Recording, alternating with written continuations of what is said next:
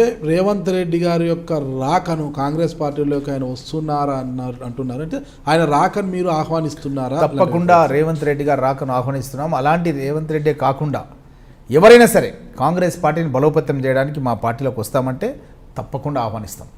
CLP అభిప్రాయం లేకుండా డైరెక్ట్గా మీ అధిష్టానమే, ఢిల్లీ అధిష్టానమే అంటే రాహుల్ గాంధీ గారు, సోనియా గాంధీ గారు రేవంత్ రెడ్డిని సీఎం అభ్యర్థిగా ప్రపోజ్ చేస్తూ పార్టీలోకి తీసుకుంటే మీరు దాంతో అంగీకరిస్తారా? తప్పకుండా మా పార్టీ నాయకత్వం ఏ నిర్ణయం తీసుకున్నా సరే తప్పకుండా మేము దాన్ని ఆహ్వానిస్తాం. అంటే కేవలం అంటే ప్రభుత్వ ఏర్పాటు కోసమే అంటారా, లేకుంటే రేవంత్ రెడ్డి గారు వస్తే పార్టీ బలపడుతుంది అని భావిస్తారా, లేకుంటే మా లక్ష్యం ఒకే ఒకటండి. పేద ప్రజలకు టీఆర్ఎస్ ప్రభుత్వం అధికారం రాకముందు ఇచ్చిన హామీలు నెరవేర్చిన సందర్భంలో రైతులు ఆత్మహత్యలు చేసుకుంటున్నారు, నిరుద్యోగ యువకులు ఉద్యోగాలు దొరకక నానా ఇబ్బందులు పడుతూ ఆత్మహత్యలు చేసుకుంటున్నారు. కాబట్టి ఖచ్చితంగా మా ఆలోచన ఏంటంటే ఈ సంక్షేమం ఈ పేద వర్గాల వాళ్ళకు చెందాలంటే ఖచ్చితంగా కాంగ్రెస్ ప్రభుత్వం అధికారంలోకి రావాలి. దాని గురించి వ్యక్తిగతంగా ఎవరైనా ఏదైనా త్యాగం చేయాలంటే కూడా దానికి మనం సిద్ధంగా ఉండాలి. ఖచ్చితంగా కాంగ్రెస్ ప్రభుత్వాన్ని తీసుకోవడానికి అన్ని విధాలా మేము కృషి చేయడం జరుగుతుంది. సార్, రేవంత్ రెడ్డి గారు సీఎం అభ్యర్థిగా ప్రకటిస్తే పార్టీలో ఉన్న సీనియర్ల పరిస్థితి ఏమంటారు? అసలు ఇంతవరకు దాని గురించి మేము అనౌన్స్మెంట్ చేయలేదు, ఆయనే అనౌన్స్మెంట్ చేయలేదు. ఆయనే మీడియాను విమర్శిస్తున్నాడు, మీరు అతిగా రాసేస్తున్నారు, అతిగా చేసేస్తున్నారు అని చెప్పి. రేవంత్ రెడ్డి గారు మీడియాని విమర్శించడంలో చాలా ఇదిలేండి, చాలా ఎక్కువ.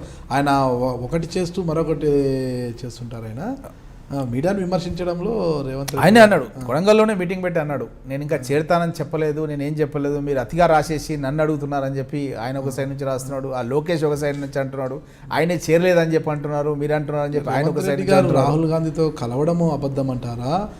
గద్వాలెల్లి డీకే అరుణ గారితో కలవడము అబద్ధం అంటారా?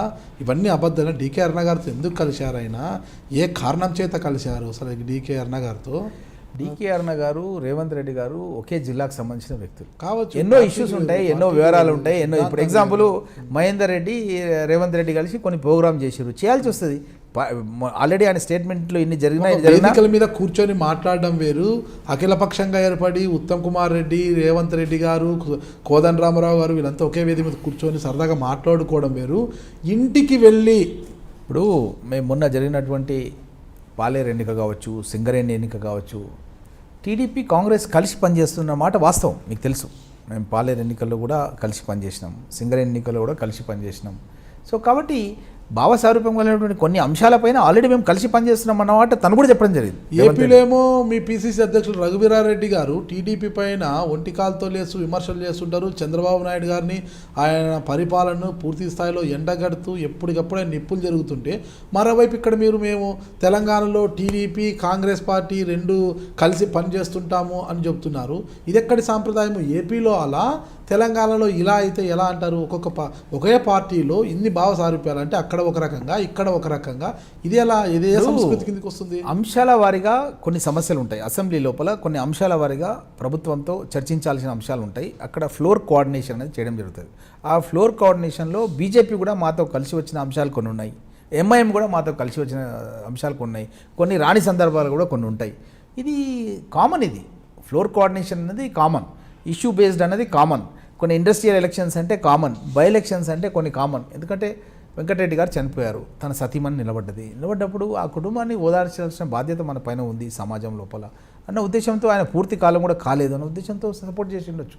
అట్లా కొన్ని కామన్ ఇష్యూస్ పైన మేము కలిసి పోరాటం చేస్తున్నాం అన్నమాట తను కూడా చెప్పడం జరిగింది. మీరు చూస్తున్నారు ఐ డ్రీమ్ న్యూస్ని. మీరు చూస్తున్నది ఐ డ్రీమ్ న్యూస్. అంటే కళలని నిజం చేస్తూ ప్రజలకి నిజాలని కళల ద్వారా తీసుకొచ్చే ఐ డ్రీమ్కి మై బెస్ట్ విషెస్. మీరు చూస్తున్నది ఐ డ్రీమ్ న్యూస్.